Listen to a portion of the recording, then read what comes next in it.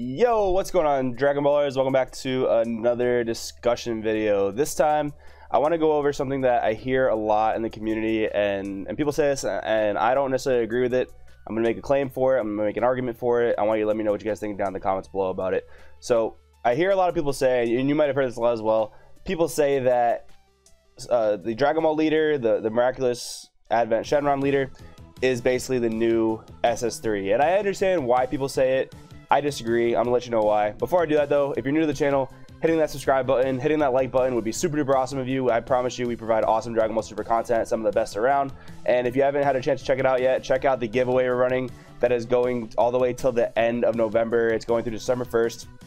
We're sending out prizes to first, second, third place winners. I don't know any other channel, any other genre of YouTube that does like first, second, third place giveaways. So I think it's pretty awesome. You should check that out. Get yourself a box of set 5 if you win first place. Get that right in time for the holidays. With that being said, we'll get into the discussion video. So people say that the Dragon Ball leader is basically the same thing as the Super Saiyan 3 Goku leader from way back when. Oh, I still get chills from that leader. I still have a little bit of PTSD. So I guess it's important to go over kind of what the leaders do briefly, because I know a lot of you guys know what they do. Dragon Ball leader on both sides cannot attack. Activate main on the unwished side. You can tap it, search for 2 Dragon Balls between your life and your deck, add them to your hand. So you have basically, I'm gonna go over the theme of what the leader does. It's just massive pluses. It's insane pluses on the unawakened side. You literally just +2 every turn until you have all your Dragon Balls in your hand. Then you can wish, flip your leader over, and it becomes the Shenron on the back side. So a 15k, but still can't attack. And he has activate main, which all the wish leaders do have. You can choose 1 of 3 effects. One, you can choose to just plain Jane draw a card, so more pluses, but that's pretty much in line with most leaders. Then you can choose to activate a desire card from your hand for free without paying eternity cost if you have the appropriate energy to do so. So this is really the first iteration of graveyard recursion we've seen with a lot of this game. Typically, you know, you can maybe add cards back to your hand, but usually not too much. But this is actually full on like Monster Reborn, really good. And then the wish effect, you can remove the 7 Dragon Balls from your drop area, choose 1 of your battle cards. It gains triple attack, sorry, and 10k for the duration of the turn. So you basically can wish for a win con. You make a win con out of nowhere, which is really insane. Super Saiyan 3 leader, if you guys still remember that relic, I hope it never comes back. If you guys remember that guy, he's a blue leader, 10k. Activate main when you have no energy. You can discard a card, take 2 of your life, put them in your energy. So you basically start the game on turn 1. You start the game ramped, which is really strong. Awaken at 4 life, which many strategies that he used to play used to get him awakened turn 1, turn 2, turn 3 if you were having a string of bad luck. So you flip over, you draw 2 cards. On the back side is 15k attacks, draws a card, and at the end of your turn you can untap 3 energy. So completely no punishment for anything you did in that leader, and that's kind of one of the big things. So if we look back at the history of SS3, there were really 3, maybe 4 decks that were really predominant with that leader, and I'll preface by saying this. One of the big reasons that people say that Shenron and the SS3 leader are one and the same essentially is because they both allow for incredibly generic decks to take place. They allow for many old archetypes to come back, like, you know, SS3 and Shenron both did that. You know, I have that here. We have the Ultimate Evil Majin Buu. You know, people played Buu on SS3 a lot. You can play certain forms of Buu with Shenron, and that's not really a strategy that's viable with too many other leaders. Then you have like Maiden Squadrons for the same thing. You can, you know, there's Matt Coombs has a Shenron maiden video on his channel, and people play that with SS3 as well, because it allows you to just, you know, ramp up and get to your plays faster and not get punished on defense.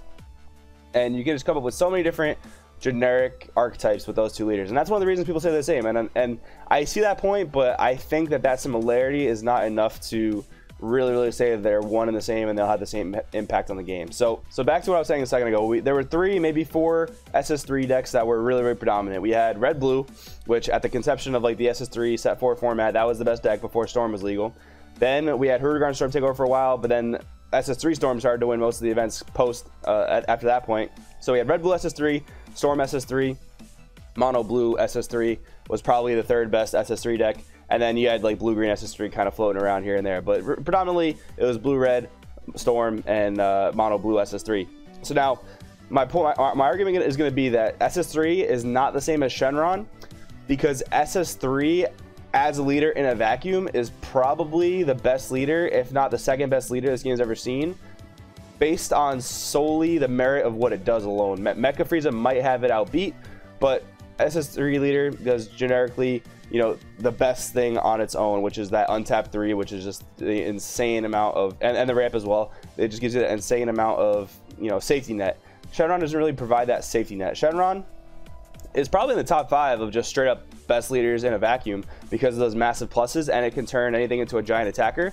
But in my opinion, Shenron is much more reliable on the main deck cards we have in the pool to be as good as it is, and I'm going to explain that in a minute. So with SS3, you know, like I'm saying, it's the best generic leader. And what were the best decks involved with it? There was red blue, which we see red blue still all the time, meaning that the main deck conception was pretty independent of the leader. It wasn't the main deck that really made the leader.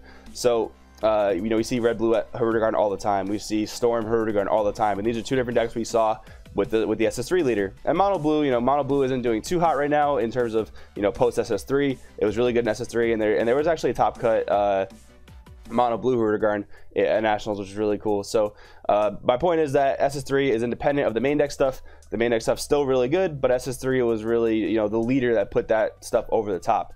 Shenron leader, you know, it is a very generic leader. Once again, you can play a whole slew of different archetypes, you know, involving this leader, and I think that's really cool. I think that's a really cool thing that you can kind of take old archetypes, you can have fun with this leader. We have plenty of deck profiles on the channel that are revolving around this leader, and they allow you to play many different archetypes, which means you can have a lot of different fun with a lot of different strategies. But my argument is that the main deck cards that Shenron has available to it is what allows it to be so good. And realistically, there's only 1 to 2 different Shenron variants that are kind of, you know, performing really well as far as nationals, and we need more data to see really what the best variants of Shenron are. But I'm gonna say the best variants of Shenron are blue yellow Shenron, which is something like Danny Wynn's deck, or a Child Wish based strategies that are based around blue yellow decks, or Gogeta 7 Shenron decks. So the reason I'm saying that is because these battle cards are what allow this leader to propel into that top cut, you know, scenario, into that really good meta game scenario. So you can give anything in this game you want triple attack. You can do it to anything. Really good effect. There's a couple problems with this though.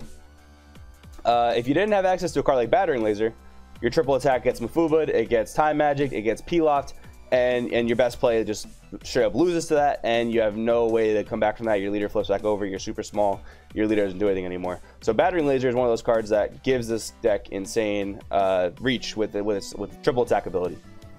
Child's Wish and World Peace, I mean, I'll give that to you. You know, you can't really look at that independently from Shenron because, you know, it has the ability to play wishes. You need to give it wishes. These 2 wishes are so insanely good that it's another reason why this leader can just pull things out of its butt, for lack of a better term. You can reborn anything that you have available in your drop area, and then you can just go for game with that. You know, no other real strategy besides Wish in the game has that ability. Then you have a card like Alita, something that gives itself an inherent triple strike. So you have this thing that comes into play, it untaps an energy, so it gives you, even if you hard cast it, don't even Child's Wish it, you get access to things to pump it up like beans and 10k super combos. You get to blow up a battle card, so you can blow up a blocker. You get to untap that energy, so your Battering Laser is automatically open, and then any beans you throw on top of it give it basically lasting combo power for the duration of the entire turn. And it gives itself triple strike, which makes it paired with the Shenron leader to give triple attack. You can take someone from 9 to 0 potentially, and then I should actually probably have the 4-drop and 5-drop Shenron in this as well. The 5-drop Shenron will give things triple strike, which in turn your leader will then give triple attack, so that's a 25k boost on top of a triple attack, triple striker. So that turns things into win cons. And then if you have the 4-drop on top of that, whether you have a base triple striker or a card that has gained triple strike from the 5-drop Shenron, you give that card crit, and you just go bananas. And of course, everyone's hero they love to hate, the Gogeta 7. This is probably the #1 reason why I believe that the Shenron leader is brought to prosperity, because of the main deck pool we have. If this card didn't exist, one of the best Shenron variants would not exist. This card, when you drop it, typically for 5 energy, when you infusion it, it's got Barrier and Deflect, you can't interact with it, and then it's auto Sparking 10, you mill a life, and you make your opponent shuffle the entire hand back to the deck and draw 3 cards. So the problem I listed earlier with, you know, being able to stop the Shenron ability, imagine if there wasn't Battering Laser. Let's say there wasn't Battering Laser, it would make this leader slightly worse in my opinion, but the Gogeta 7, what he lets you do is shuffle your opponent's entire hand away. Not discard, very different than Cell Chain. Discarding, they could keep the Mafuba if they saw that you're going to give their threat triple attack, triple strike, but they can't even keep any negates or any Mafubas or any Pilafs, things like that. So they have to redraw an entire new hand, hope to Zeno that they draw back into the Mafuba, which is absolutely nuts. So that's going to be my argument for why I think the main deck conception of a of a card pool and that whole thing kind of contributes to why Shenron is so good, as opposed to why I think SS3 was so generically good on its own. Like I said, it's probably the second best leader in a vacuum, not even considering other cards in the card pool. Mecha Frieza unerrated might be the best one, but even then, at that point, you have to consider what extra cards you have in the pool. If you have no good extra cards, Mecha Frieza unerrated is terrible. So SS3 might even be the best leader in a vacuum. Controversial statement. I want to know what you guys think down in the comments below. Let me know what you guys think. So I appreciate you guys watching. Thank you guys so much for watching. My name is Joey. This is Crossfit TCG, and I'll see you next time.